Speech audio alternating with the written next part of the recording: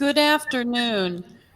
Welcome to the final class of the Kansas Pioneer Women class, otherwise known as She Weren't No Faintin' Lily Nor Battle Axe.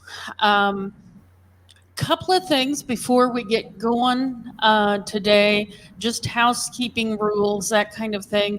Please turn off your cellular phones. I will do that right now. Or at least put them on silent mode during the class. And if you have questions for especially Erica today, I want you to come to the microphone, or at least if you can't, shout it out so I can at least repeat the question. The main reason we're doing that is for our online class because we want to make sure they get as much of the class as possible as well. And what you might do if you come up to the microphone, don't touch it, but there's an X, a blue X on duct tape on it. So if you would stand on the X and then ask your question. We will take a break at 2 o'clock or maybe a little before for like 5 or 10 minutes. And then if for those of you online, if you have any questions, feel free to send us an email and we'll try and get to those questions after our break. And final note, we need to be wearing some kind of face coverings.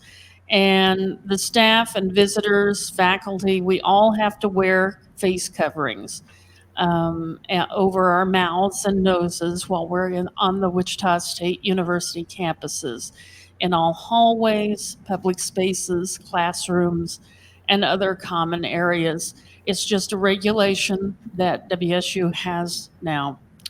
Couple of things too. You may have received an email from Tat Hidano, who it was an email that I sent out both to my World War II class and for this class. I want to tell you how much I have enjoyed doing these classes. And I also want to say how special your stories and contributions have been. And that's one reason I want, if it's possible, I was talking with Jay Price, who's the department chair of history here at Wichita State, and I was telling him just the quality of these stories and how I would hate to lose them. And he's the one who suggested, why don't we donate them to special collections at Oblong Library here at WSU? That way, if anyone in the future, like me, or someone else would like to write a book on these, we've got the permission and we can track folks down that way. But I would hate to lose them because your stories are so special. And I really want to tell you that's an important legacy to pass on. And so I just want to say that. The other thing I kind of want to cover is that our speaker today, Erica Nelson, is been brought here through a grant with Humanities Kansas. And I had to laugh a little bit when I invited her. I said, now it is your choice. You can either come in person or you can Zoom. And so we chose to do this online today. She said, Becky, I've been working in Mullinville, which is just one step away from Ford County. And so she felt for our own safety, it would be safer if she spoke online. And so I just wanted you to know that. Erica, is part of the humanities. By the way, did you like Priska Barnes last week? Wasn't she phenomenal? Oh, well, Erica is just as phenomenal, if not more. She is the creator of the world's largest collection of the world's smallest versions of the world's largest things, traveling roadside attraction and museum. Isn't that not fun to say? She's based out of Lucas, and she is one of the America's foremost experts and speakers on the world's largest things. She is a national researcher and speaker on grassroots art environments, roadside attractions and architecture, and the world's largest things. She is the founder and curator of the unique and innovative Marveling Roadside Attraction. And she was formerly in network broadcasting. She is now an artist, curator, speaker, and educator. She is also working on restoring M.T. Liggett's artworks and sculptures at Mullinville. She was instrumental in helping in the restoration of the Garden of Eden at Lucas, and also a park in Lucas. Um, she is an amazing, amazing person, and she is part of Humanities Kansas. Please welcome Erica Nelson. Wow, that's a lot to live up to. Hopefully, you're as excited about these stories that I get to uncover through Humanities Kansas as I Erica, I forgot to say what the topic of your discussion was. I love saying it, but please tell them. Just tell them what the headline is. It's transforming the commonplace. So we'll be looking at seed portraits, hair wreaths, and butter sculptures. And one of the reasons that this is such a timely topic is that we're all missing events right now. We're all missing things because we know that safety-wise, gathering in large groups isn't such a great idea. So that does mean most of our county and state fairs are not going on right now.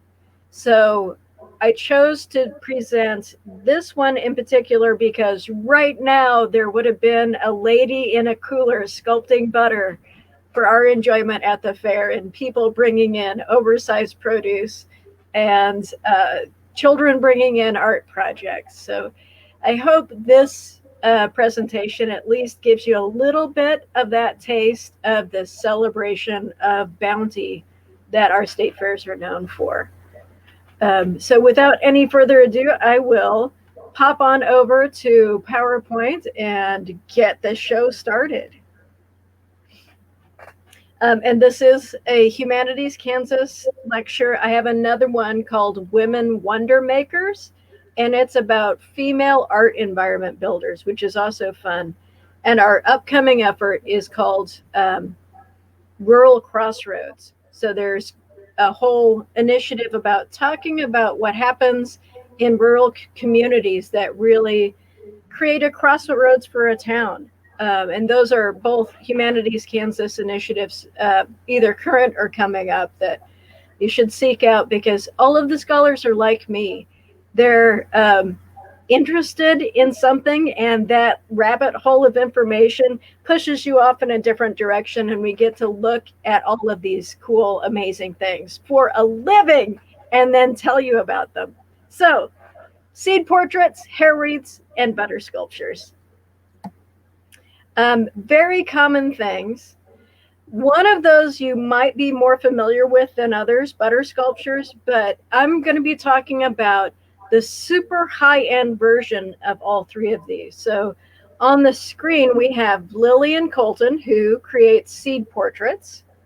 In the center, you'll see a Victorian hair wreath, and we'll be talking a little bit about Lilian Colton, who has a hair museum in Independence, Missouri, completely devoted to art made of hair. And on the right, it might look like a plaster bust, but that is one of the very earliest butter sculptures from the United States. So there we have Lilian, Lilian, and Carolyn Shawk Banks, who will be featured today. And all of these have this common theme.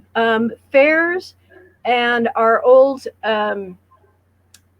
World's Fair festivals all talked about what we grow and what we produce as an industry. And one of those things that kind of tied it all together and got me interested in all of this uh, were examples of agricultural art. So on this audience's right, the left of the screen, there's a Statue of Liberty there, and that is completely made up of produce produced from one of those World's Fair. Or it used to be a tradition for towns to decorate with the crops whenever they were in season. And that's usually what gave rise to some of these small town festivals that still go on, but might have lost their connection to the ag that they were celebrating. So here's an example from El Dorado, Kansas.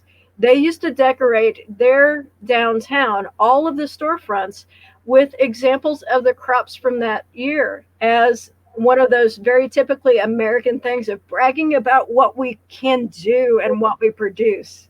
So they were geared as these overwhelming displays of awesomeness to illustrate to visitors or to rivals how good we are at what we do. And so that was sort of the start for a lot of this crop art. And some of you might have been, might travel. Most everybody knows about Mitchell, South Dakota's Corn Palace. This is one of the premier permanent examples of crop art that crop up along our American roadsides. And for those of you unfamiliar, this is a real building, and all of those images that you see on it are produced by having ears of corn and putting them onto the building. Now, this used to be a temporary build every year, and it actually started in Iowa in the late 1890s. But then Mitchell, after one bad year, Mitchell, South Dakota, stole the title of having the world's largest corn palace that they would put up. And the thing that you see here is a temporary structure. That is how gung-ho we were in sharing our bounty and bragging about our bounty, was that the town would get together to create a block long building that is completely covered by and celebrating the agriculture of that area. Mitchell, the Corn Palace in Mitchell started in 1916. It was 1919 that they decided, well, we really like doing this and we'll build a permanent building. And this is a 1963 version where you can see that these patterns have been changing every year. So once they had a permanent building, they also had a permanent crop artist who would decide on the theme for the year and then draw out designs to be realized in corn on the side of the building.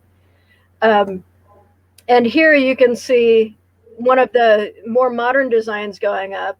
And right above the lift, you can see that uncompleted area. And it's a plywood building, a plywood facade. But then the designs are laid out and the corn is harvested. This is another really neat part about the Corn Palace. They now grow all of the colors of the corn that they need in that area. So they have specialized their crops now for production for the Corn Palace. And they have 13 colors that they grow. The most recent one that they added is green because that's not a normal ear of corn color. But back to the functionality of it, they're done with themes. And you can see here there's some tar paper in the back.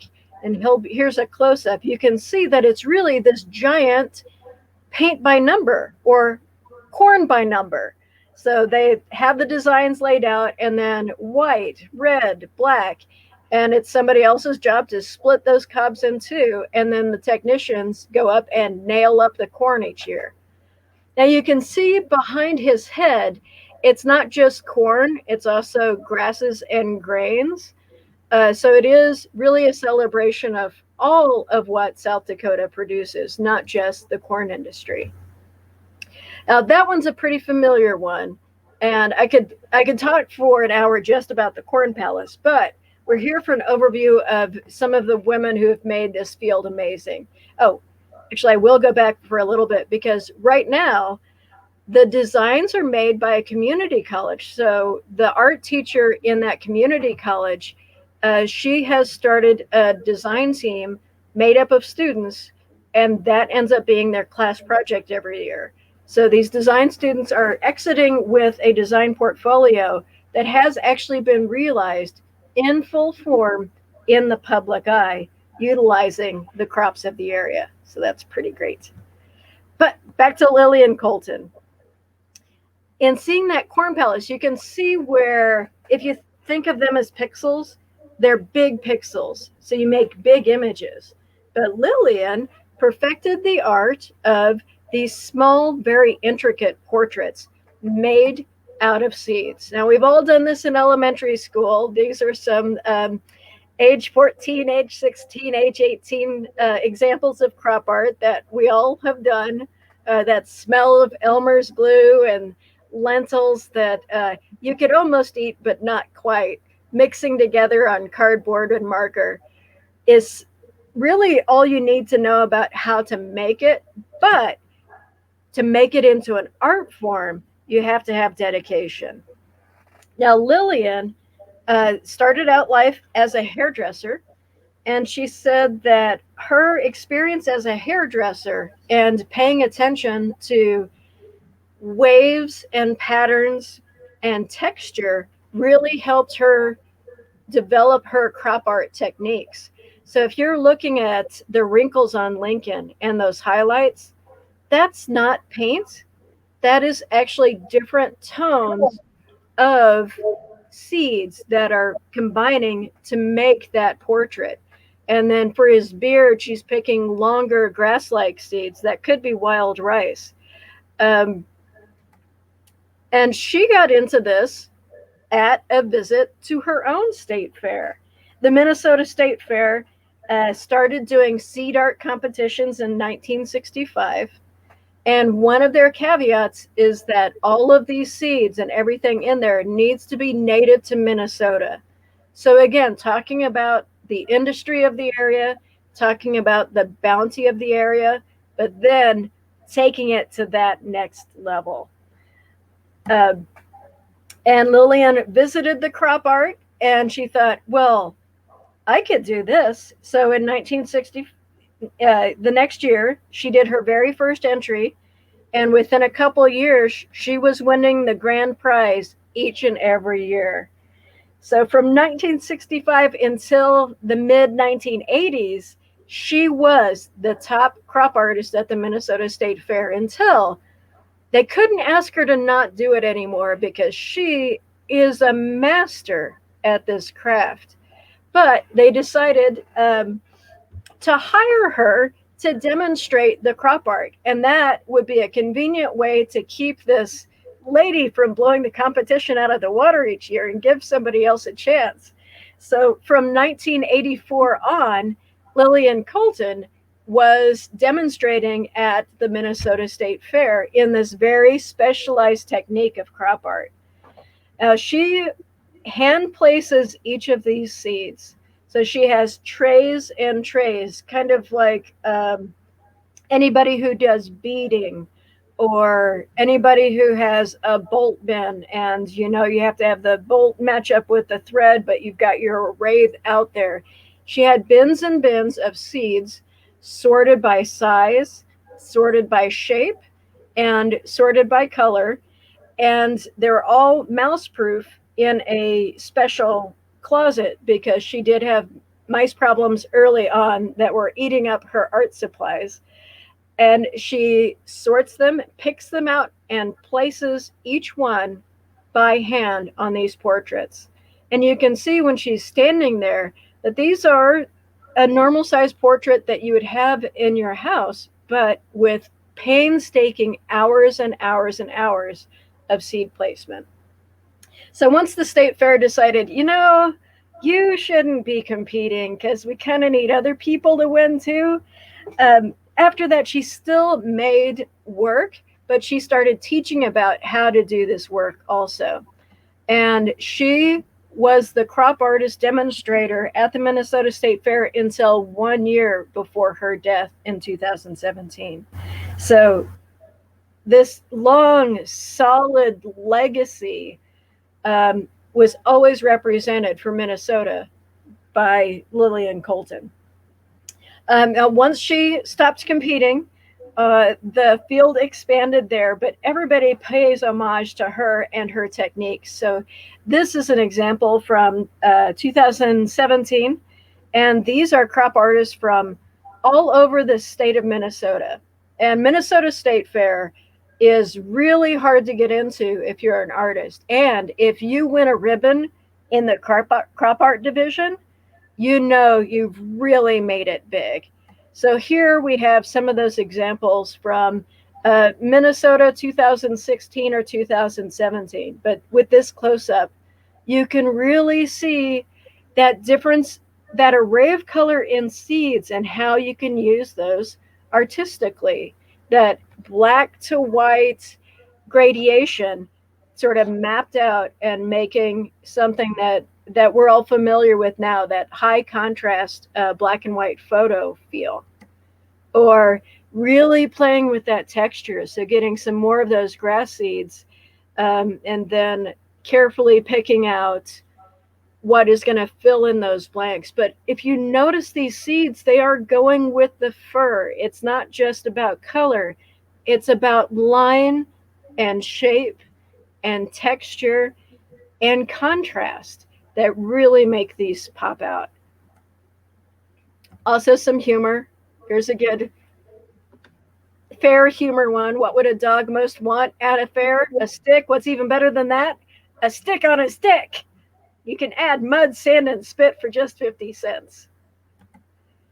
And some of these are sculptural too. So some of them are surface designs that end up being done completely out of seeds. But again, look at how much these resemble beading. So there's this real crossover of celebration of bounty, very careful, meditative handwork, but also reflecting everyday life. And just look at those cookies. Don't they make you can taste that, even though you probably shouldn't, because it's not going to taste like a chocolate chip cookie. So year after year, they reflect the society that they're made in. They reflect the times that there are.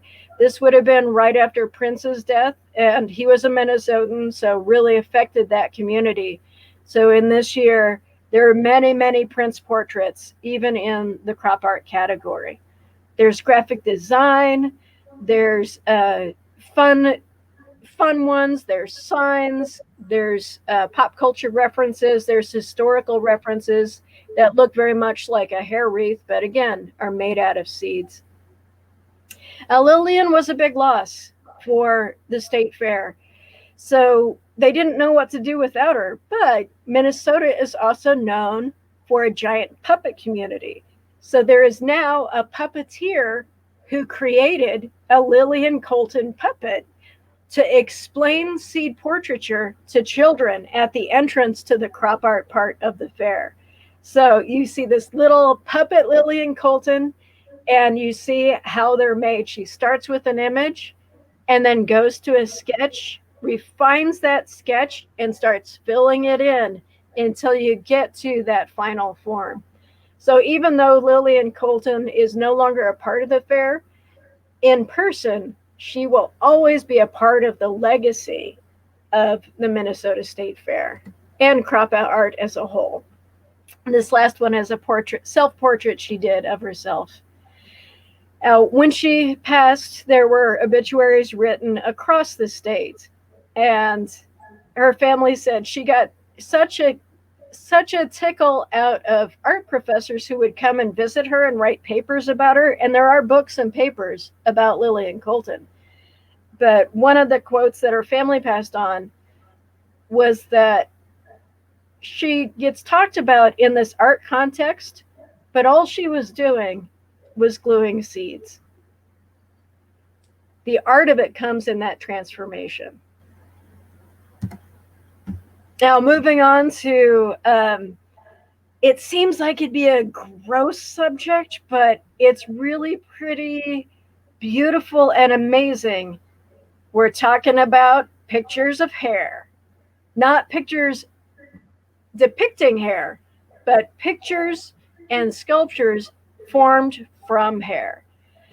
Now, one of the explanations for this rise in the creation of hair wreaths is that in the Victorian times there weren't photographs, so these were all really meant as memorials or ways to remember loved ones that have passed or are afar or have a part of your heart or are connected to you in some way. So that Victorian tradition of having a lock of hair in a locket as a remembrance predates photographs, but is still that tactile little snippet of a person that did get replaced by photography later on.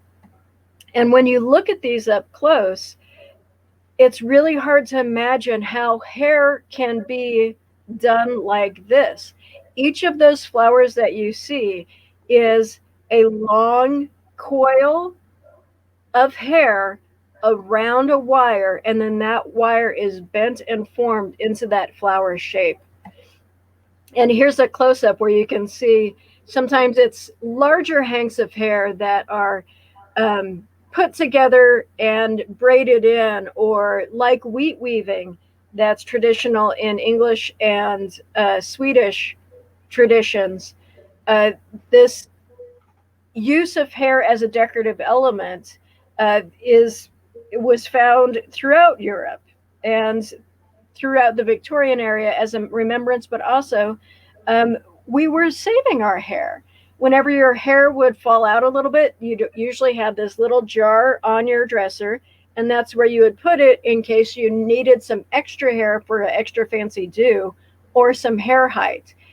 But that also meant that there is always this surplus of this common material that ended up having a preciousness to it that you couldn't just throw away because you were throwing away a part of yourself or a part of a loved one.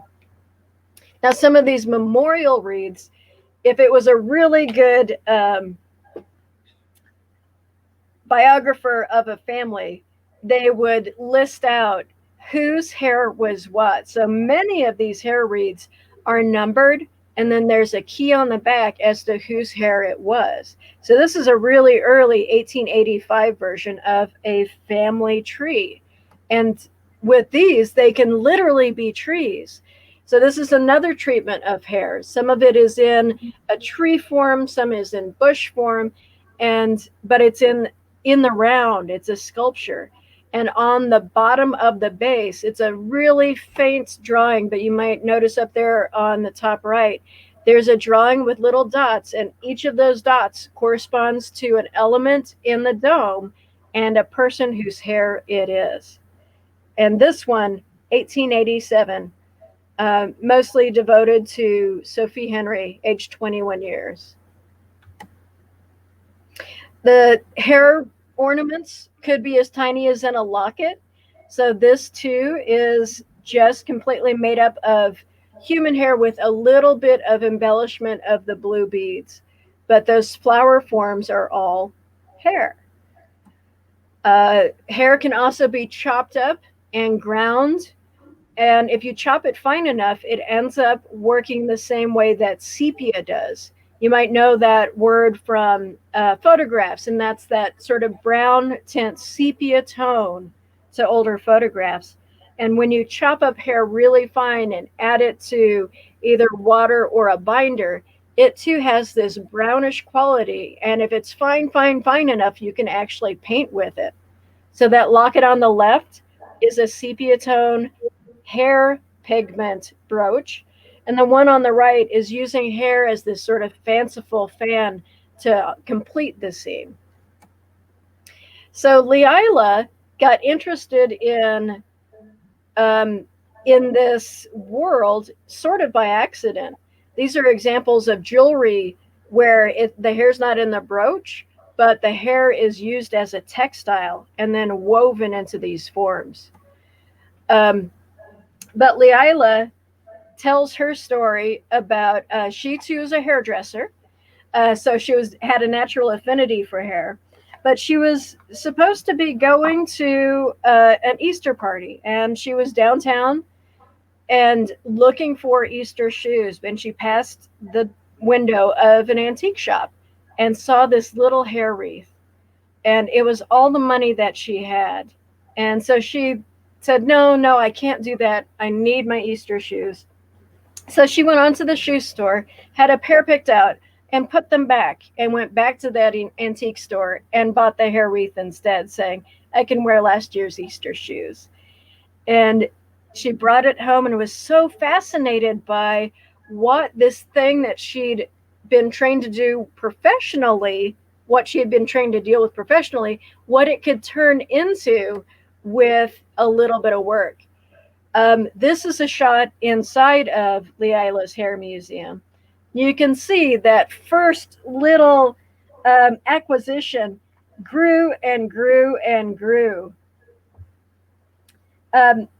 There's different accounts, and she gives different accounts to how many pieces that she has. Some people say 160 wreaths, some say 600, over 2,000 pieces of jewelry, but all of it was the result of that first acquisition in 1956.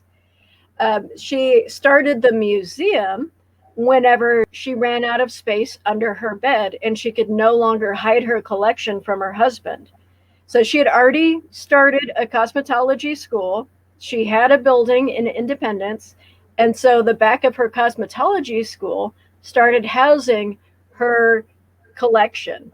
Now, it started out as a collection, but as anybody knows, when you start collecting things, they're going to come to you in different forms of preservation. So to keep her collection nice, she had to start figuring out how to fix some of them. And in really examining and taking them apart to put them back together, she started discovering the techniques that it takes to create a hair wreath. And so she claims that there are 35 different techniques that she has found, and she has reversed engineered 30 of those techniques. And here you can see some real basics.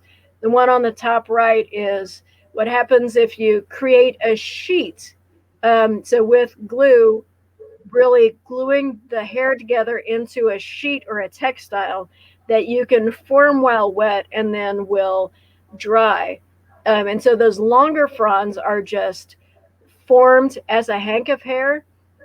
But keeping in that top right example, you can see those leaf ones are a little bit different.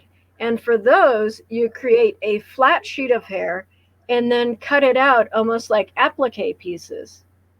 On the left, you'll see that there's loops and loops of hair combined with wire, and that can serve as the basis for a weaving, or it could serve as the basis for a wrapping. But that is the general structure behind most of these. As it turns out, this was a big thing in the late 1800s. So mid to late 1800s, you could order hair ornaments. So there were catalogs full of these designs. So Lila also started collecting the references to these. Now, when I was doing research, and you can see that the jewelry that was available, there were earrings.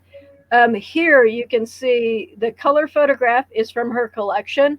And you can see in that middle drawing, this is a catalog example of that same sort of brass-headed dragon, but then the tube form created of hair that was available. Now, while I was doing research, which I love to do because there are so many rabbit holes in libraries to fall down, it's just amazing. It turns out there actually had been a primer for the art of hair work. So even in 1867, that's the copyright on this one, 1867, there were guides to not just what the hair work could look like, but how to prepare the hair. He had examples of what sort of equipment you might need to create this hair work, like a braiding table, and charts and graphs and designs to create your own braiding table, to utilize this resource that every one of us has. Uh, how to form the bobbins, what the different bobbins were used for, how they hung off of the edges of the table to create different weights, how to manipulate those. And then it goes into weaving techniques, how to do tight braids, how to do not tight braids, how to do bracelet braids, and patterns in which almost like sewing or knitting patterns today that give you step-by-step directions on exactly how to do these very intricate braids. So it's a long book, also full of really great examples, most of which Leila has in her museum. Now, Leila also collects snippets of hair. So she has her celebrity section. This is a snippet of Abraham Lincoln's hair.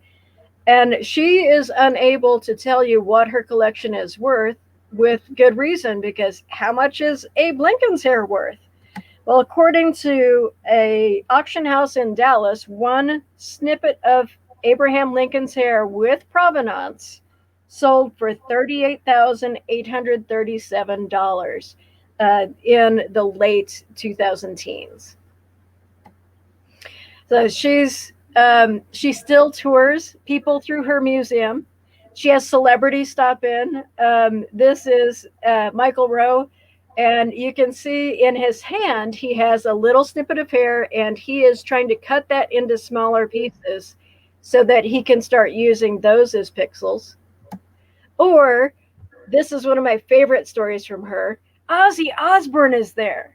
She upped her game. She put on the black. She had the whole camera crew there, and Ozzy was examining this hair museum. Now, she said right after this photo was taken, she asked him to remove his hat because he was inside, and she wanted to see his glorious head of hair. And while he was distracted in putting his hat down, she took a pair of scissors out of her pocket and snipped a little bit of Ozzy Osbourne's locks for her museum. And her hair salon is going. Her hair school is still going. It's been in operation since 1960. It's the Independence College of Cosmetology and Hair Academy, and that operates daily in the front of Leila's museum. If you're lucky, Leila will give you a tour, but her daughter is the one there most often and will also fill you in on this amazing collection that has spanned time but really transformed something that each and every one of us has.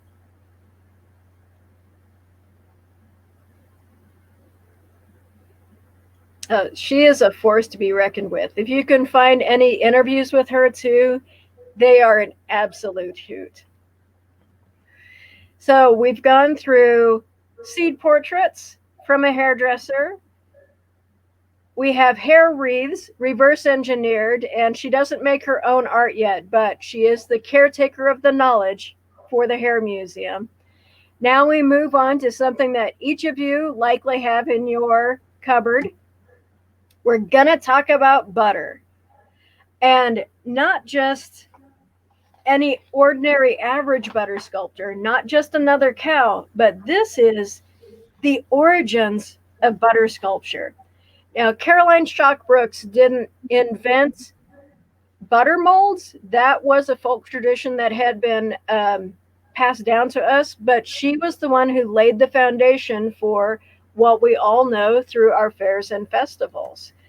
And here are some examples of butter molds. They're found in many traditions, especially heavy dairy traditions. So a lot of Dutch farmers would have these molds. English farmers brought them over.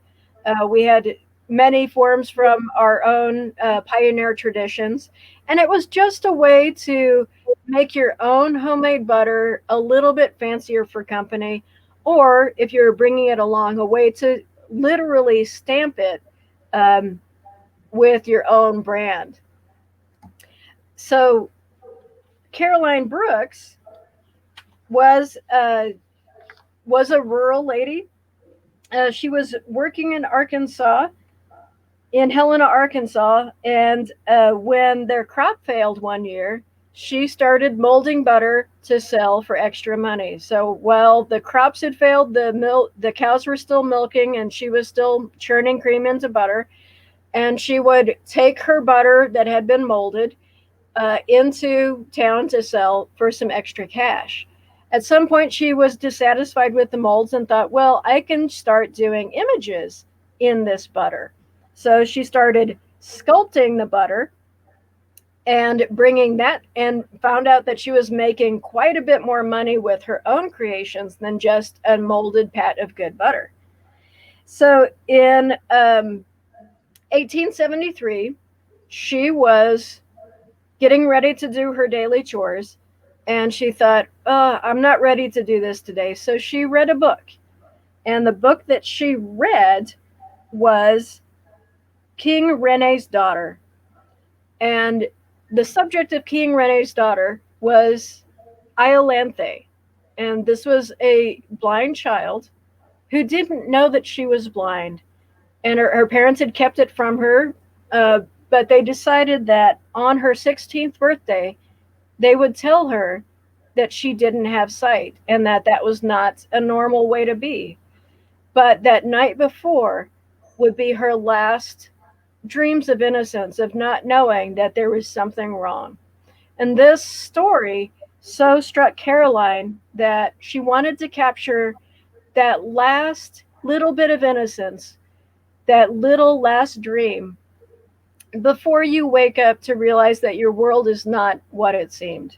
So she was so taken by this, and she still didn't quite want to do her chores, that she sculpted this very first bust of Dreaming Iolanthe. And she displayed it at her county fair in 1874. There's a traveling man who came through who was looking for displays for the upcoming Philadelphia exhibition, and she saw this exquisite sculpture in this creamy form and realized that it was a butter sculpture made by a woman's hand and brought to the fair to display. He was so taken with it that he wanted her to come to Philadelphia and exhibit it. Uh, um, to travel that far, Caroline had to figure out how to get a tub of butter to a couple states away in the methods of transportation at the time. So she had created this butter in a metal pan, and in this bust you can see around the edges, the person doing the etching has not tried to hide this. It is the metal dairy pan that she sculpted that portrait in. Underneath that pan, she had another pan full of ice. So she basically made one of the first refrigeration systems for transportation, and she would just keep the ice moving through the pan so that she could start transporting her butter sculptures for display. So she went on tour. There were cabinet cards made for her. She was invited not just to the Philadelphia exhibition, but she exhibited in a Cincinnati gallery. She toured the U.S. and eventually settled in Washington, D.C. But she was walking this strange line. Women weren't sculptors. Women were domestics. They were the ones taking care of the house. So people often had doubts whether or not Caroline was actually doing this work. So it wasn't just her work that was displayed. She was the one that was on display many times. And that started in Philadelphia. She wasn't in the domestic house. She wasn't in the exhibits just for crop art. She was actually moved over to the art side, and she was the only woman there because men were sculptors, men were artists. How could this woman compete? And to prove that it was her doing the work, they moved her and her easel and her butter and had her create butter portraits and butter sculptures in the sculpture gallery to prove that yes, a woman not only can work with this material, but has this very keen eye for art, for form, and for craft. Erica, I'm going to interrupt just for a second on that. Holding to that thought, keep in mind women during the, especially up through the 19th and early turn of the 20th century, a lot of times there were only two options for them in terms of socialization. Make it three. There was church, sewing clubs, and recipe, cooking, exchanging recipe type stuff. That was about it. There were not a lot of options. And so I think that's why it's so significant to hear about these different art forms of how women began to kind of push the envelope. Would that be fair to say, Erica? Oh, yeah. It was more than pushing the envelope. She broke the envelope because there were no women in the sculpture hall. Women were not capable of doing that. So when one showed up being perfectly capable, the only thing that made it okay was that she was still using a domestic woman's realm form. But she didn't stop there. She knew that she was on display almost like a sideshow of, oh, how did this talent get into this frail form? So for her to pioneer not just the breaking of that boundary, but the willingness to show up and say, I did this. This is my work. I can do this, and I do it very well. Um, I want to add there is a woman sculptor from Kansas or that has ties from Kansas that would have been from this time period too. Her name is Vinnie Ream, and she is credited with sculpting Lincoln, the statue of President Lincoln, in the U.S. Capitol Rotunda.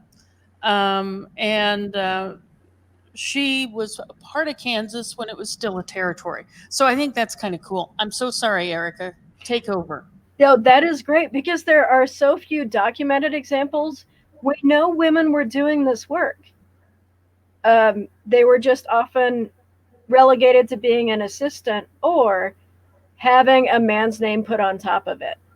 So this was a triumph to not just be able to do the work, but there are cabinet cards documenting this.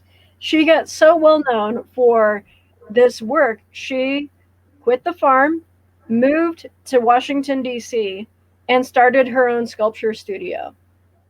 So she made enough from touring that she could transform her life from rural farm wife into a sculptress.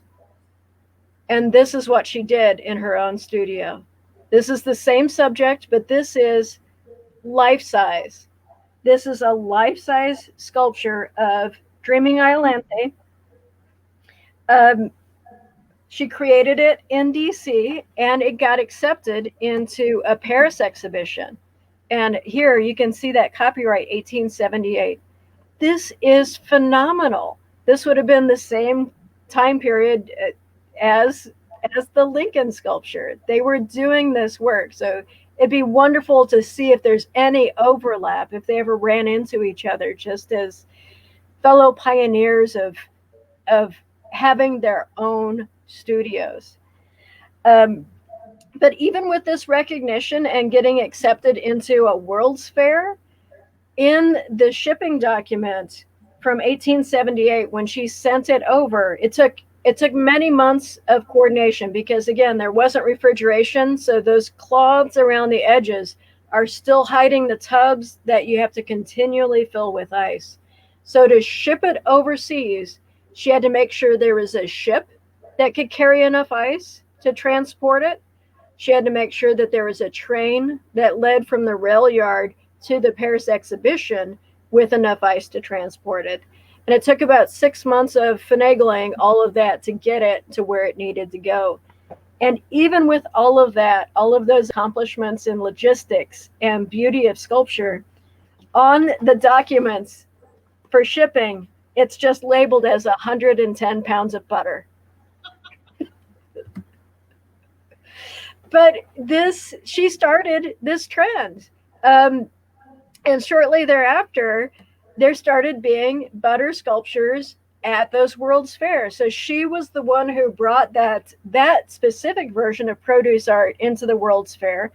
And then it came back to our own state fairs. So Iowa World's Fair St. Louis, there's a 1906. But as soon as it came back to the U.S. World's Fairs, it ended up being taken over by men once again. So while she was the pioneer, it was usually males on staff of these fairs that ended up being the butter sculptors for the fair circuit. By this time, Caroline had moved on.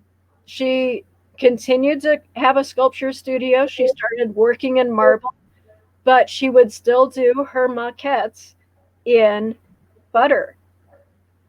But she started this whole trend, and she escaped the capitalism that went with some of these butter sculpture displays because they were often used as advertising. They're used to promote pride in place, but they were also sponsored by specific companies. This would have also been the time of the big butter and margarine fights, and there are actually laws on the books saying that you cannot add the yellow to the margarine, so you're not freaking people or faking people into thinking that it's butter.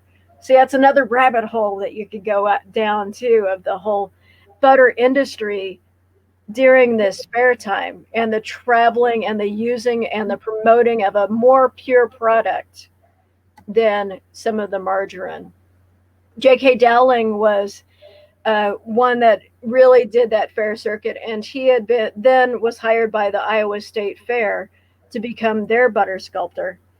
And that didn't move back to a woman's job again until the 1960s.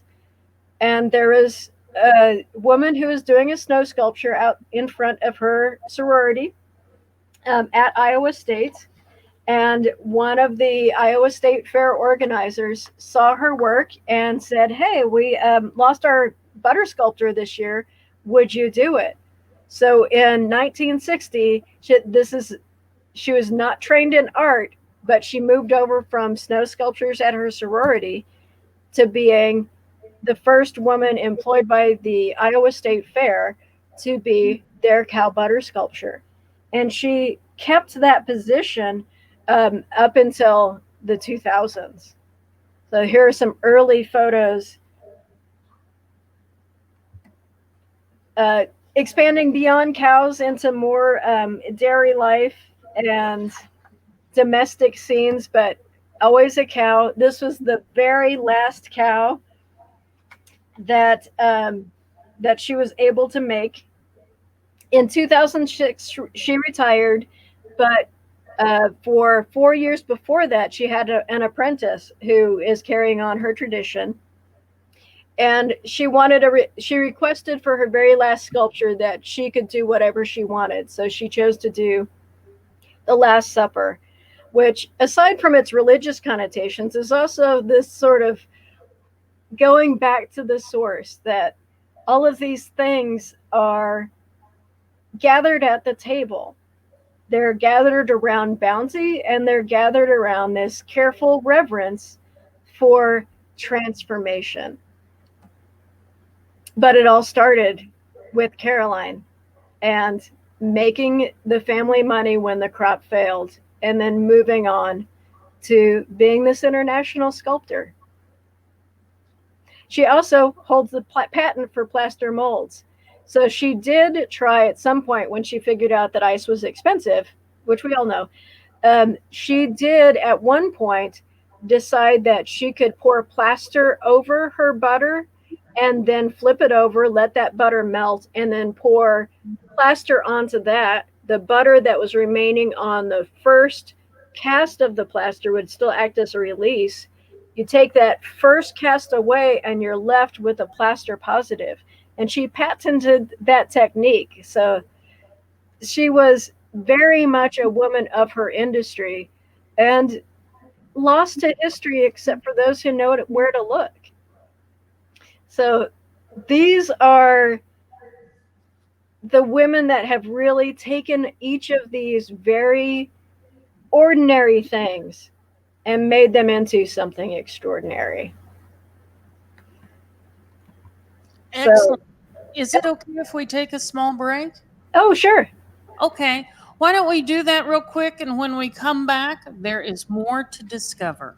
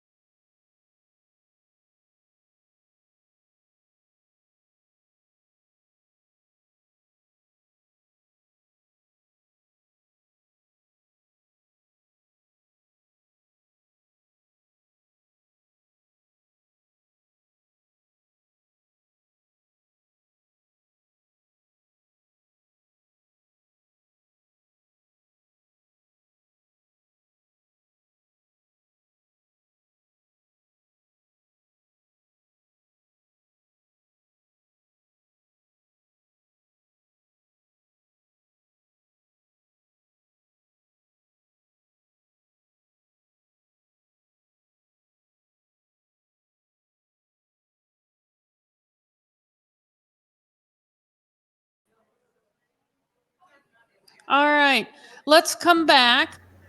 And while you're coming back, I want to give a shameless free plug for another class that's coming up in a couple of weeks. And again, you can take this class for free. Um, it's called From Prohibition to Populism: How DNA Has Played into Kansas throughout its history. It's not a political course, so just rest assured on that. But we'll look at how Kansas has gone from the abolitionists to prohibition, populism, all of those, and what an impact that had on the nation um, as a whole. And if you sign up by September the 11th, you can get free for any resident in the state of Kansas that's over 60 years of age. And so tell your friends, tell your family if you would like, sign up. But I think it will be a good course, and I think we'll have lively discussions, I hope.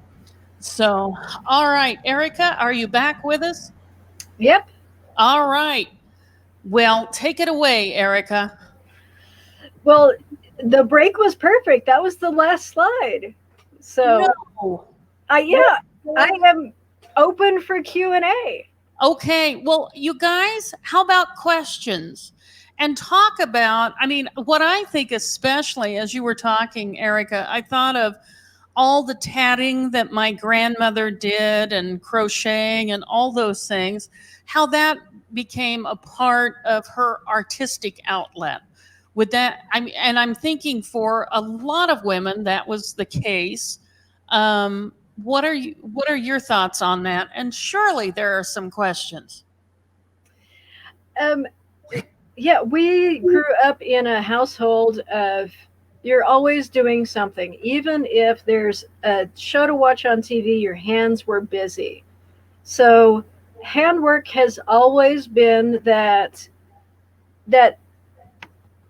it's not as thrifty now, but in grandma's house, it was really a way to make sure that you used every single bit of use out of everything that you produced or purchased.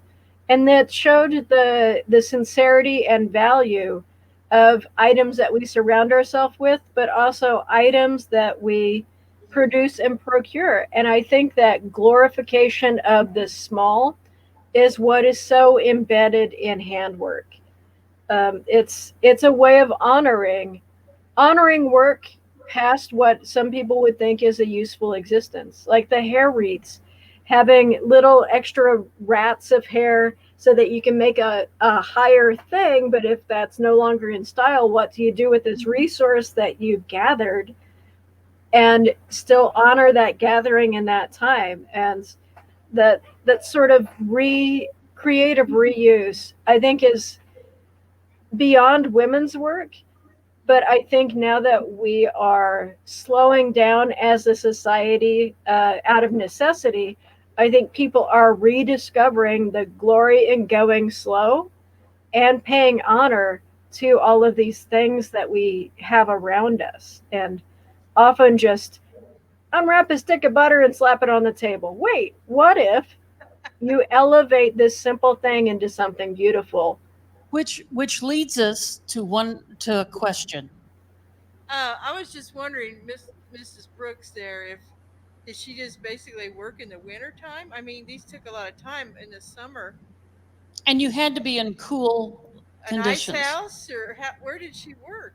Well, you'd work wherever the butter was too, because if you're able to keep butter cool in the summer, you'd still be able to work. But like the state fair people now who have to work in the big cooler, she Yeah. would have to work in the cellar or in the basement, wherever she was able to keep that cool. But that also depended on an ice supply. So she did have to have the resources too to keep a supply of ice to keep them cool whenever they were out beyond herself. Right. Helena, Arkansas is a warm location, but they have cellars like we do. Now, as someone that was a former reporter, I did interview Duffy Lyon in the days, And does that name ring a bell with you? I'm hoping. So is she a wheat weaver? She was the butter sculptor at the state fair, Oh, Kansas State Fair, and she traveled the circuit. I think she died in, like, I want to say 2010, 11, somewhere around there. But I'm just going to say they reused the butter from fair to fair, and it got kind of nasty smelling for a reporter that would interview from the Kansas State Fair. Okay, that was just a little side note. well, but I love that side note because I also I read a lot about butter sculptors, and I got interested when my mom and our maternal family have always been involved in county fairs, the Montauk County Fair especially. It was part of our family sort of legacy. And she forwarded me a request for qualifications from Missouri to replace their butter sculptor. So um, these are positions you have to apply for and you have to grow into because there are very special needs. You have to be able to work in the cold. You have to withstand the smell and the feel. You have to understand not just how to sculpt, but how to sculpt with this very picky medium. And then what I found out in researching some of the butter sculptures, these are large, but they're also facades. So if you were to look behind a butter sculpture, many of them are wooden forms and have wooden skeletons. So the last one I got to see at the Kansas State Fair was a Wizard of Oz section, and one of the figures wasn't scooted up to the wall far enough, so you could just peek around the edge of one of the shoulders and you could see that it was a mostly hollow wooden skeleton with a spackle coat of butter. So there are all these sort of nuances That's to the just industry. wrong. Yeah, it's like it's not as impressive when you think, oh, that's a spackle coat. Of course, pioneer women used to make clothing out of flour sacks. Then Flour sacks. they would make quilts. Now we have materials galore to do all that. What I enjoy are seeing how different countries, women in different countries, uh, the way they make quilts. Like in Japan, they used kimonos. They are just gorgeous. In Hawaii, they use the Hawaiian theme. So you can make, little different twists. Excellent. Thank you. Yeah, and still reflecting where you are. I do think we've lost something in producing things that used to be made out of scraps. Like I I have a lot of friends who are quilters, and there's a very small core that are still sticking to the use of scraps. Like this was meant to be made out of things that weren't big enough for anything else, which is why they were being pieced together. Or these are all my old silk shirts or all of my kimonos, and they need one more life. So that transformation of something that was commonplace to an industry also kind of reflects how we treat things in the US. We treat even the handcrafts as a commodity to build an industry around. Yes, I have a history of a very artistic mother who I never realized how wonderful a quality she had until I became a senior citizen. I actually found in the scraps of a quilt some of the patterns from dresses that I had when I was a little girl. And I am looking at some of the artistic qualities of those quilts and even some of the homecoming suits that she designed and made for me and even hand stitched some of the seams. And I am so excited to hear about the other wonderful artistic women in Kansas and the United States. And honest to goodness, I can't believe how long it took me to appreciate my own mother's artistic qualities. I understand. That's wonderful. Thank you for sharing that.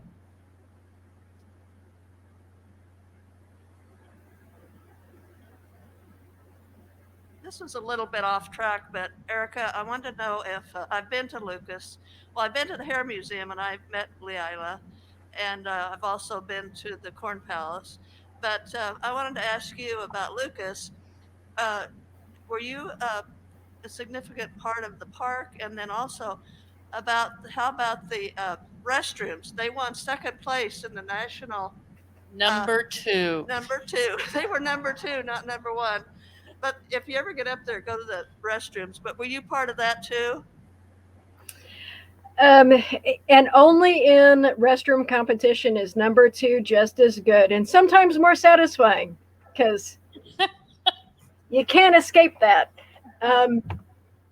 We were doing the Garden of Eden restoration while the bathroom project was going, so I didn't get to participate in that other than contributing lovely parts. So that same thing of, so for those of you unfamiliar, our public restroom is mosaiced inside and out with broken crockery and Hot Wheels. It's one of the largest in the nation, right? It is a very large toilet-shaped public restroom, mosaiced, and like the description of the quilts, these little pieces are memories and illustrate community coming together in a physical form to create an art piece. So I did not get my hands dirty in that one, but we were working on the garden. And then after the Garden of Eden restoration, we did that through Kohler Foundation. And some of the crew were talking about an art site that they had just come from in Springfield, Ohio. And they were describing it. And I thought, that sounds an awful lot like Miller's Park, an environment that had been in Lucas, but then got moved to Hayes, 70 miles away. And I hadn't seen it in my lifetime, but I saw photos of it in some of the commemorative books that would come out. So I started researching into that. I asked Kohler Foundation if I could secure those sculptures, if they would bring the restoration crew back and we would create a park. So the owner of the sculptures said yes. Kohler Foundation said yes. So we got to do another project here in town and bring those sculptures back. Now, would you mind also talking about how you got involved with the restoration work with MT Liggett? Well, that too is Kohler Foundation, but primarily as a researcher and a fellow curious person, when I see somebody doing something, I go and ask them why they're doing it in a very friendly way, because it's like, oh, there's another one. I got to go see what this guy's doing. So when I was driving around Kansas late one night, I saw this sort of whirling, clanking, reflective thing. And I thought, well, I need to take a nap and wait till daylight and go back. And it was MT Liggett stuff. I knew nothing about him as a person. In Mullenville. In Mullenville. And so I stopped and I saw this farmer who had welded together totems about anybody who had ever pissed him off and put them up there on his fence line. And it was beautiful. So I stopped and started chatting with him, and he was this big, gruff teddy bear that you could see there was this crusty exterior, but this warm, gooey center that wanted to express himself and wanted to engage in conversation, and this was how he chose to do it. So ended up being friends with MT. He was aging, and towards the end of his life, he started thinking, I need to figure out how to keep what I've made together. So he put together a coalition of people responsible for spurring on some sort of restoration project. And by that time, I'd gotten to work with Kohler on the garden. I'd gotten to work with them on Miller's Park. I'd gone to Georgia and worked with them on a different crew. And the trustees knew about them. I knew about them. I knew about MT. I started promoting MT as a possible project. So everybody started talking, and we got to arrange it so that it is being preserved where it is in the community that was responsible for creating MT and creating the site, to expand that creative the creative landscape of Kansas and keep it where it's supposed to be. Excellent. We have another question.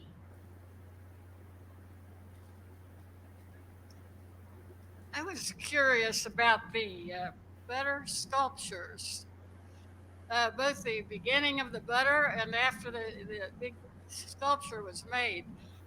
How how was the butter produced? I know they did it by churning back then rather than buying it. Um, that would have been a lot of work and maybe easier than buying it, in large quantity. And then the sculpture itself, how did it keep from melting, breaking off? It's something that would fall apart, I think. So how was it preserved? Well, that also talks to any of this handwork is also a testament to the quality, which somebody else mentioned in her statement that she started appreciating the quality of her grandma's work. And that's the same with producing edible items. Some people's butter was likely not churned enough to get it to fully form into that smooth, creamy texture. But if she was able to sell her butter even beyond embellishment, it meant that she was good at producing and churning something very, very stable. And so um, she was a good craftsperson even in producing the butter. But that's also why they get reused, because it is hard work to produce that much of an item. And this was before commercial butter. So you were either making it or you were trading with your neighbor who had a dairy, or going to the store and buying it from somebody who produced it elsewhere but was likely not the same quality. So since she had control over it from beginning to end, she knew that her sculpture depended on her churning the butter to the point where it would hold.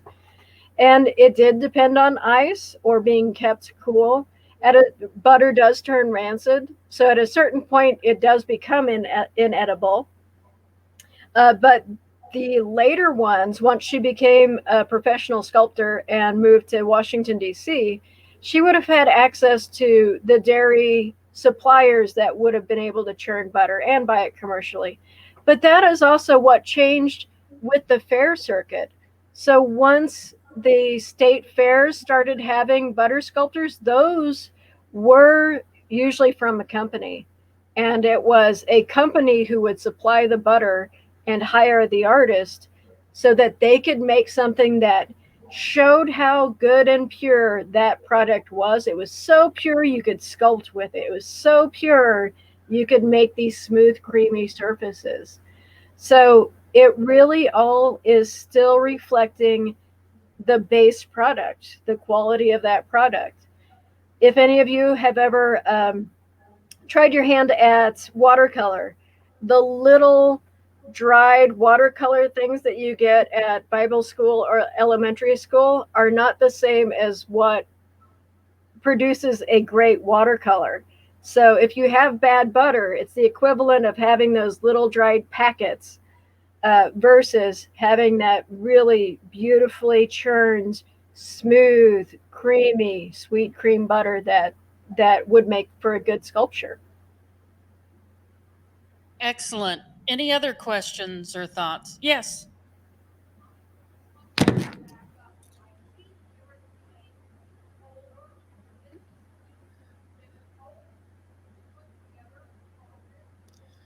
The Kohler Foundation, Erica can talk to it better than I can, but essentially it's a family, the same family that does the faucets, right?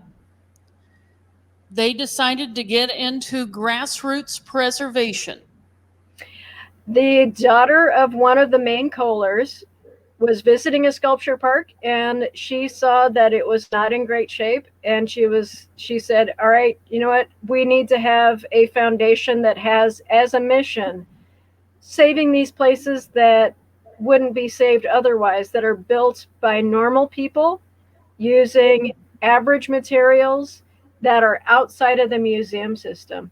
So it was her heartbreak of seeing a sculpture park built at a bar in northern Wisconsin that started the foundation. So she talked her family into creating Kohler Foundation, which is an arm of the whole Kohler family and Kohler companies, but is their private foundation whose sole mission is to acquire, preserve, and give back art environments or artworks that would otherwise be lost. Now, something that you need to know, and some of you that have been in other classes of mine will know this already, but Kansas rates third in the nation in terms of grassroots art. And of course, Erica lives in the capital of the grassroots capital of Kansas, and that is, of course, in Lucas. But and there's a number of reasons why Kansas is among the top three. The other two are California and Wisconsin.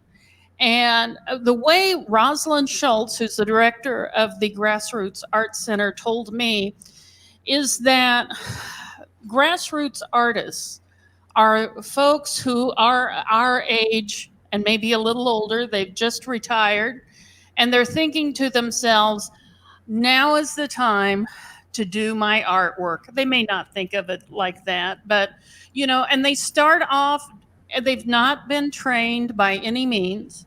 They take whatever form they want to use, whatever genre. Some people have sculpted sculptures out of limestone and butter knives. Some have used milk of magnesia bottles, the old blue kind, to make things. What have been some other things? Of course, S.P. Dinsmore and Lucas with the Garden of Eden, concrete. What are some other? Chewing gum. Chewing gum, Yeah. Barbie dolls. Mm-hmm. Anything that you can think of that can be reused, or a lot of grassroots artists they're retired, but they were people who worked every single day. And that day that the work stops, they don't stop working. They just now have the time to fill it with their own direction instead of somebody else's. And often the work that they do after retirement reflects on the work that they did. While they might not be trained in art, it doesn't mean that they're not trained. So a welder could still be welding. It's just now, instead of doing something assigned to him, he's doing whatever he wants. It can be a little more whimsical. Yeah. Some of it has been carvings out of soap. I mean, it just goes on and on. In Wichita, one place that you might look for this grassroots art is I forget the guy's first name. His last name is Pendergrass, but on 17th Street, east of West Street, there are all these sculptures, and I would highly encourage you to drop by there sometime because it's truly whimsical. You have a question. Well, in Wichita, speaking of concrete and speaking of people in the community being involved. Can you get closer to the microphone? Can you hear me now? Yes. In Wichita, we have an example from the 1920s of concrete artwork that also involved community involvement. You might be familiar with the building, the Dockham Drug Building at Hillside and Douglas, the Manisa Bridge, the very large mural at the top of the original airport building, which is now the Aviation Museum. All of those sculptural elements are made of concrete, and this was began in the 19 teens, early 1920s. Cast concrete was replacing carved limestone as decorative elements because it could be mass produced and much more cheaply than carving stone. And so the company that did the decorations on those buildings started coloring their concrete, and they gave it they coined the term cartholite, which was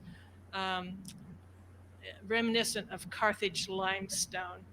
At any rate, concrete requires some kind of aggregate, usually sand, and in those decorations, they did use sand. They used dyes that color concrete, and they also used crushed glass, and they solicited contributions of glass from people in the community. So, for instance, the blues in the mural at the Aviation Museum are reputed to be from mentholatum bottles and bromo seltzer bottles and things like that.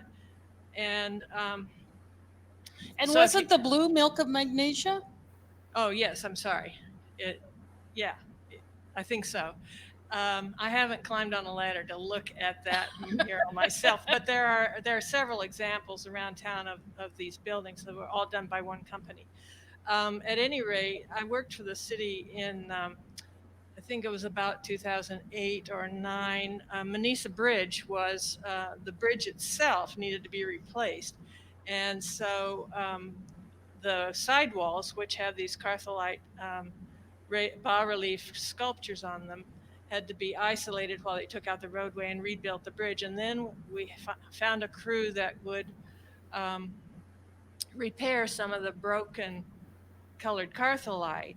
And at that time, then we ran a drive locally and solicited colored glass for that. And I was very touched, this is my point, of people bringing pieces of depression glass that they had at home, or one older gentleman brought me a little necklace of red beads that had been his wife's. Oh, And a few of those things we just didn't want for sentimentality, and we didn't need all of them. We couldn't crush up. So we made a little display, and I think it's still on exhibit in the foyer of City Hall. yes. We are honored, by the way. This is Barbara Hammond. She used to work in the city preservation office. And didn't she do? I mean, that is an excellent example of what we have in Wichita, and really the grassroots art that came from that. Thank you. Thank you for sharing that. Any other questions or comments? Yes, we have one more. You got them interested, Erica. Good. At some point, I saw a periodical about Kansas grassroots arts. Does that exist? I haven't seen it for years, but There used to be the Kansas Grassroots Art Association that would send out newsletters, and the Grassroots Art Center also sends out newsletters. So Grassroots Art Center still does. There are also periodicals that don't relate to Kansas, but we try to get our environments into them. But it was likely going to be one of those two. And I know Grassroots Art Center does still do a print version. So I'm sure if you email them, you can get back on their list and see. But it's direct mail. It wouldn't be a magazine. It'd be a newsletter, still slick. And it's well worth being on their newsletter list. okay. It was a little bit of personal interest because they had a picture of some of my dad's stuff. He made a fence out of welding all kind of iron stuff together. And I don't think I ever got a copy of that. So Excellent. If it was a while ago, it'd be the old Grassroots Art Association, and those are notoriously difficult to track down. But this is the influence of Kansas. Those newsletters are in the core library of every organization across, not just the U.S., but I know the Raw Visions guys in UK have them too. The Canadians have them too. They were core periodicals because Kansas was one of the very first to start an organization in the 1970s that specifically looked to self-made worlds. So Kohler Archives has copies. The Orange Show in Houston, Texas has copies. Raw Vision has copies. I can't get copies because they're so precious. Wow.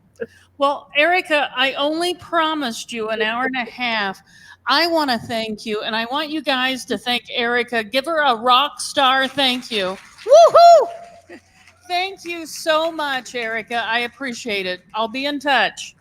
Thank you so very much. It was lovely to talk to you guys, and thank you for the questions. That's really super appreciated.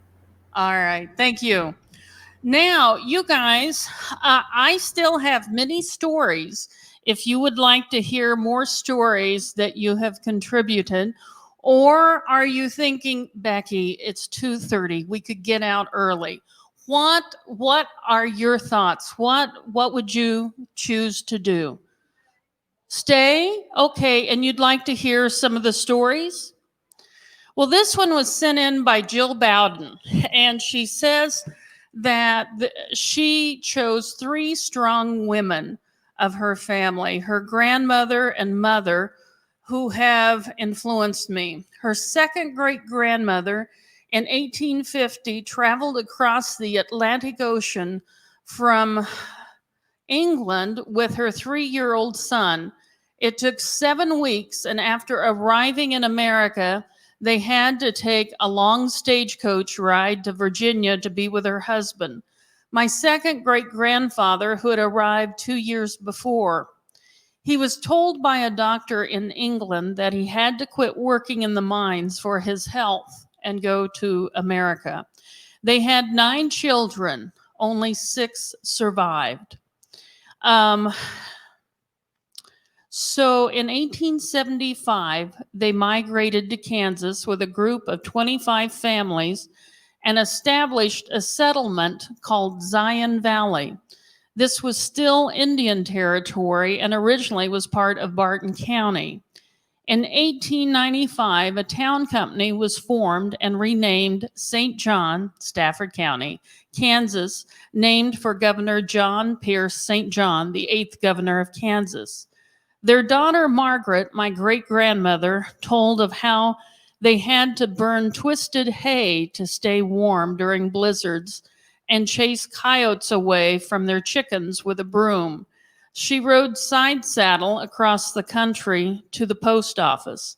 In 1890, she married my great-grandfather. Their son, my grandfather, married Maud, my grandmother, and her family of 8 siblings migrated from Missouri to St. John. Her family had connections with Fort Zumwalt in Missouri and Colonel Daniel Boone. Her grandmother had to quit school while still young to help her 7 young siblings, and told of pulling a wagon with pies from a local restaurant to various customers for extra money. After marrying in 1920, they had their only child, my father, born in 1923. My father was a lieutenant naval pilot and flew during World War II and the Korean conflict. After his naval service, we returned to our hometown of St. John. In 1962, he lost his life in an accident. He was 39 years old.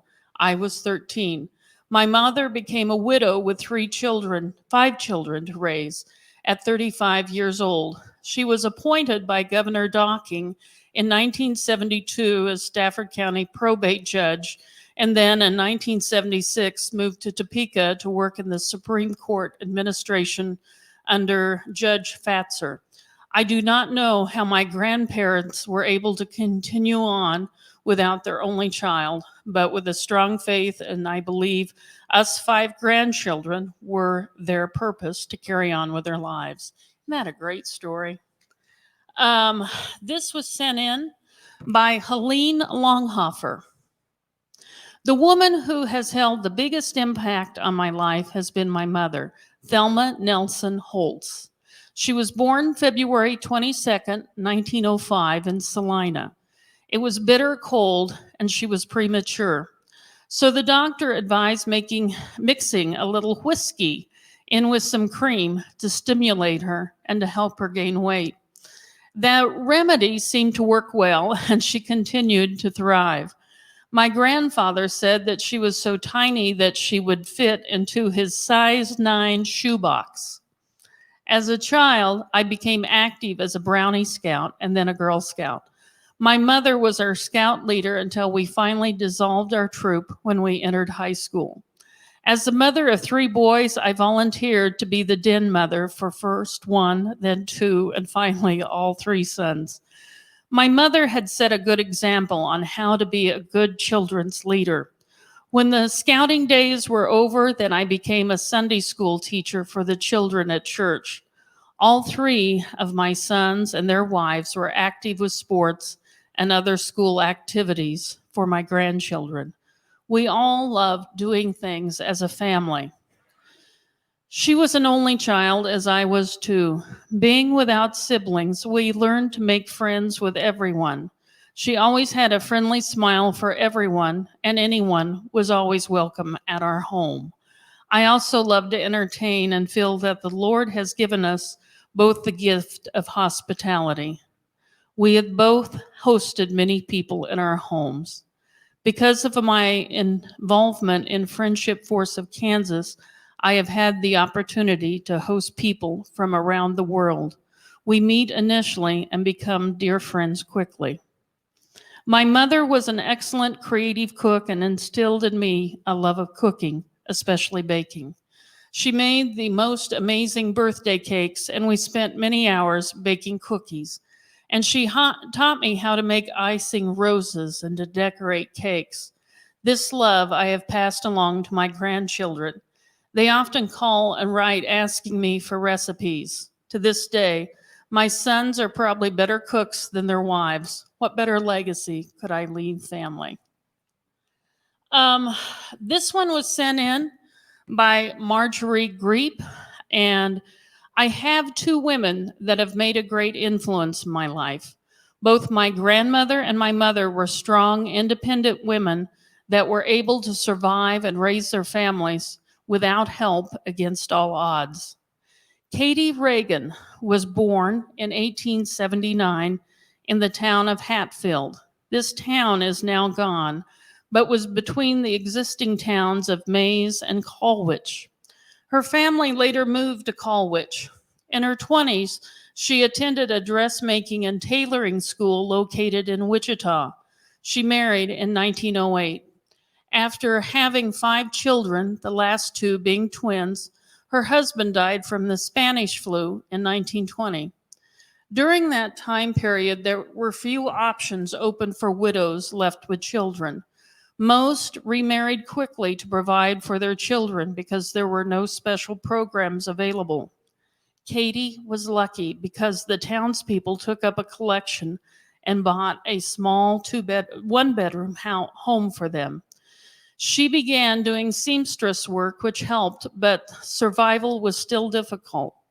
Sometimes a farmer would give them extra produce. One winter, they survived on nothing but turnips.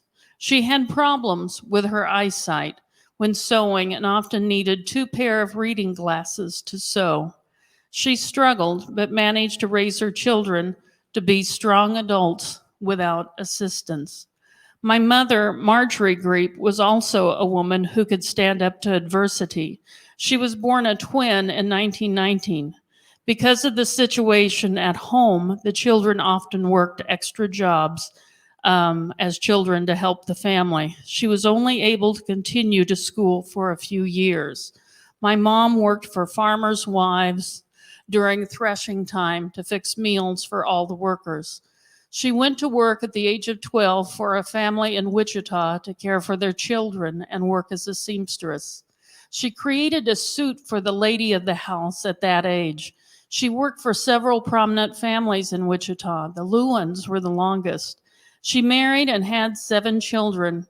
During the war, my father lost an arm, so Mom was the primary breadwinner for a time. She also worked as a riveter for one of the aircraft plants in town. He passed away when I was 11. Luckily, at this time, Social Security was available, but Mom did extra sewing. Plus, we raised our own produce and chickens for food. These ladies proved to me that regardless of the situation you are given, you deal with it. You don't give up and believe you need to be dependent on others to survive. Ellen, I wanted to know if you would be willing to share the stories you sent in. And any other items? I mean, I think this would be a good opportunity.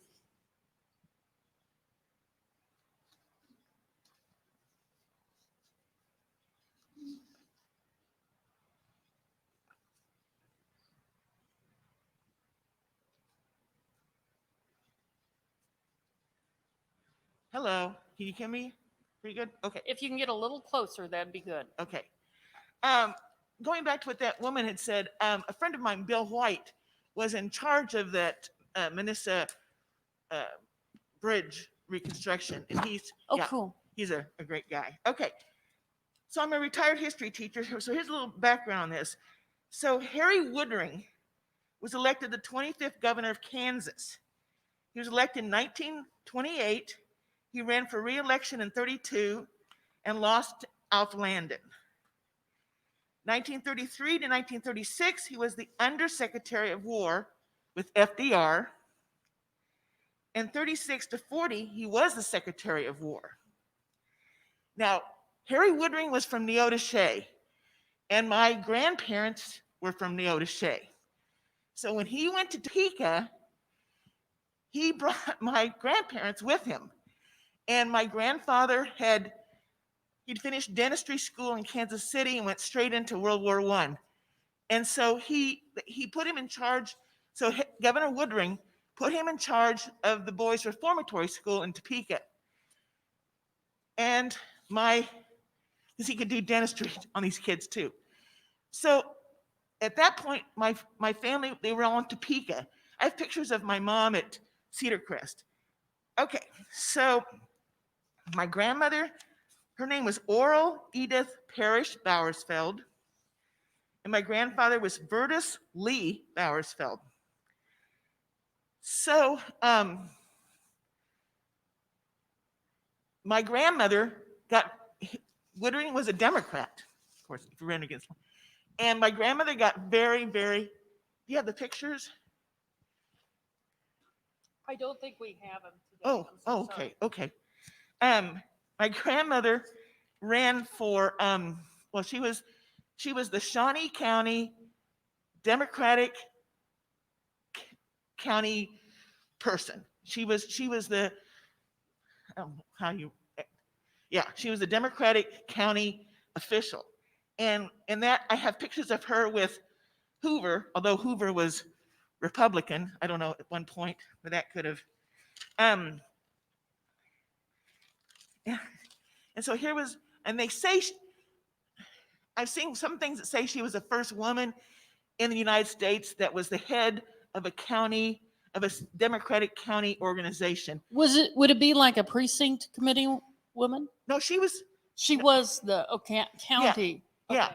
And like I have this, the papers, one of these booklets. I mean, she was on the dais. She was in charge of big conventions and meeting lots of people. Yeah. So that's my grandmother. And then my grandmother and grandfather moved to Wichita, and my grandfather started the Knee-High Bottling Company, and they started doing Dr. Pepper. So my mom was born in 25 in Neodesha, 1925. And she lied during the war. She lied about her age to work at the post office, and her dad backed her up on it that she was that age. And so around 1946, my mom started her own cafeteria, and the address of the cafeteria was 113 West Douglas, and that's kind of where Interest Bank is now. Interest Bank is 117. The building right there in the corner is 103. So between that was, I think it's where First National, the old First National Interest, where it expanded into. So, I mean, people can be pioneers in lots of different ways. And my mother was a pioneer in that in 1991, my brother, Fritz Fiedler, died of AIDS. And my mom, she became a champion for the cause. She started an organization. She brought it here to Wichita called PFLAG, which stands for, it's a terrible acronym, Parents and Friends of Lesbians and Gays. And she was the first president, local president of it. And then my sister was president of it. And then with the AIDS memorial quilt. So my mom and my sister and I, we went to Tulsa because Tulsa was having the AIDS memorial quilt.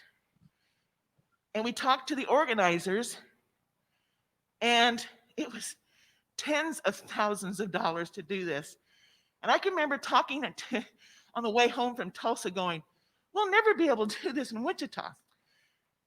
So as you might imagine, my brother was in the hospital quite a bit, and they had their own part of St. Francis, their wing, was the AIDS wing.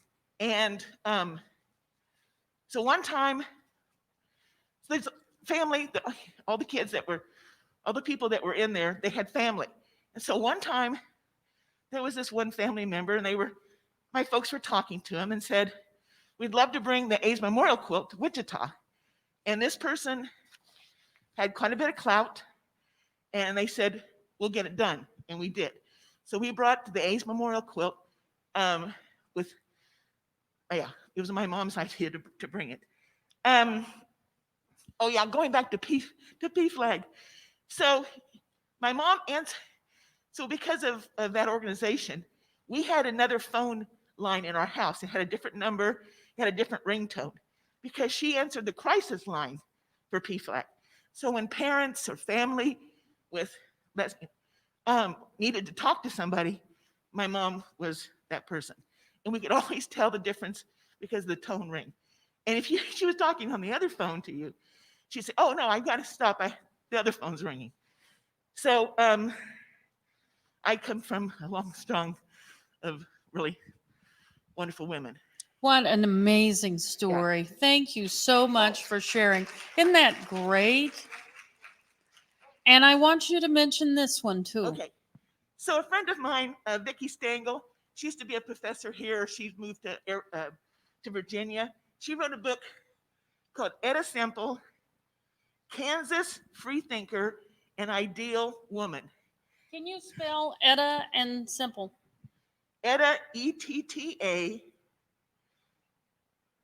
capital S-E-M-P-L-E, Etta Simple. So when I was reading it, so Vicki put free thinker, because if she'd put free love, it probably wouldn't have had so much success. This woman was not only a free thinker, she was all about free love too. Well, but also keep in mind, Kansas did have a fairly large following of people who were of the free thinking, free love society. So I think she tried to keep it academic as opposed to sensational in it. But yeah, I'm not sure where you can get this. At the time it was, I think she self-published. But you might try Amazon. A lot of times they will still cover. Or Watermark. Or Watermark. You're absolutely right. Yeah. Excellent. Thank you so much for sharing that. A couple of classes ago, I asked you these questions, and I hope you've been thinking about them. What was the legacy that your role models left to you, and what did they teach you? What characteristics do you have that they did? Would they recognize that in you? And what legacy are you leaving for the women following you? Any comments, thoughts?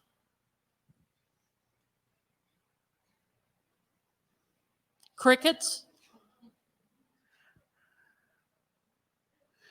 While you think about that, I want to leave you. Ellen handed this to me a couple of weeks ago, and I thought it would be a good way to end this class. It's about, in November of 1872, Susan B. Anthony was one of 14 women who defied the law to cast a ballot in the presidential election. Anthony was arrested for knowingly voting without having a lawful right to vote. And on June 18th, 1873, was found guilty. The next day, when her lawyer appealed the verdict, she addressed the courts in response to a question from the judge, Judge Hunt, ordering the defendant to stand up. Has the prisoner anything to say why sentence shall not be pronounced? Miss Anthony. Yes, Your Honor, I have many things to say. For in your ordered verdict of guilty, you have trampled upon foot every vital principle of our government. My natural rights, my civil rights, my political rights, my judicial rights are all alike ignored. Robbed of the fundamental privilege of citizenship, I am degraded from the status of a citizen to that of a subject. And not only myself individually, but all of my sex are, by your Honor's verdict, doomed to political subjection under this so-called Republican form of government. Judge Hunt, interrupting. The court cannot listen to a rehearsal of arguments the prisoner's counsel has already consumed 3 hours in presenting. Miss Anthony. May it please your Honor, I'm not arguing the question, but simply stating the reasons why sentence cannot in justice be pronounced against me. Your denial of my citizens' rights to vote is the denial of my right of consent as one of the governed, the denial of my right of representation as one of the taxed, the denial of my right to a trial by a jury of my peers as an offender against law. Therefore, the denial of my sacred rights to life, liberty, property, and Judge Hunt. The court cannot allow the prisoner to go on. Miss Anthony. But your Honor will not deny me this one and only poor privilege to protest against this high-handed outrage upon my citizens' rights.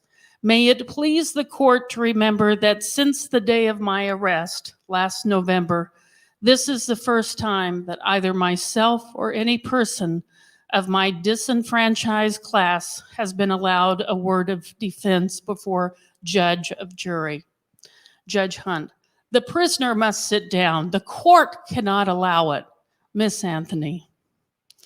All of my prosecutors, from the 8th Ward corner grocery politician who entered the complaint to the United States Marshal Commissioner, District Attorney, District Judge, Your Honor on the bench, not one in my peer, but each and all are my political sovereigns. And had Your Honor submitted my case to the jury, as was clearly your duty, even then, I should have had just cause of protest, but not one of these men was my peer, but native or foreign born, white or black, rich or poor, educated or ignorant, awake or asleep, sober or drunk. Each and every man of them was my political superior, hence, in no sense, my peer. Even under such circumstances, a commoner of England tried before a jury of lords would have far less cause to complain than should I. A woman tried before a jury of men. Even my counsel, the Honorable Henry L. Selden, who has argued my cause so ably, so earnestly, so unanswerably before Your Honor, is my political sovereign. Precisely, as no disenfranchised person is entitled to sit upon a jury, and no woman is entitled to the franchise, so none but a regularly admitted lawyer is allowed to practice in the courts, and no woman can gain admission to the bar, hence jury. Judge, counsel must all be of superior class. Judge Hunt, the court must insist the prisoner has been tried according to the established forms of law.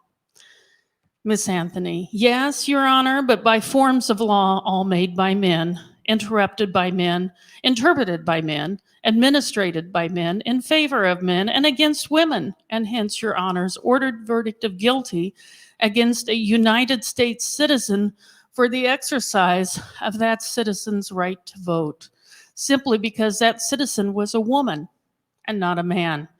But yesterday, the same man made forms of law, declared it a crime punishable with a $1,000 fine and 6 months imprisonment for you or me or you of us to give a cup of cold water, a crust of bread, or a nice shelter to a panting fugitive as he is tracking his way to Canada.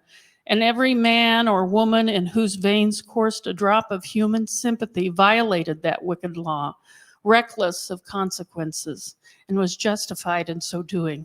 And then the slaves who got their freedom must take it over or under or through the unjust forms of law. Precisely. So now must women to get their rights to a voice in this government. Take it, and I have taken mine, and mean it to take it at every possible opportunity. Judge Hunt, the court orders the prisoner to sit down. It will not allow another word. Miss Anthony, when I was brought before your honor for trial, I hoped for a broad and liberal interpretation of the Constitution and its recent amendments that should declare equality of rights, the national guarantee to all persons born or naturalized in the United States. But failing to get this justice, failing even to get a trial by jury, not of my peers, I ask not leniency of your hands, but rather the full rigors of the law. Judge Hunt, the court must assent. Here, Miss Anthony sat down. The prisoner will stand up. Here, Miss Anthony rose again. The sentence of the court is to pay a fine of $100 and the costs of the prosecution. Miss Anthony protested. May it please your honor, I shall never pay $1 of your unjust penalty. All the stock and trade I possess is a $10,000 debt incurred by publishing my paper, The Revolution. So it ends. Judge Hunt, in a move calculated to preclude any appeal to a higher court, ended the trial by announcing, Madam, the court will not order you committed until the fine is paid. True to her word, Anthony never paid a penny of her fine. I just thought that was a cool way of ending this class. I want to encourage you, if you have any ideas for future classes, feel free to shoot me an email. Oh, you have a question? Come on up.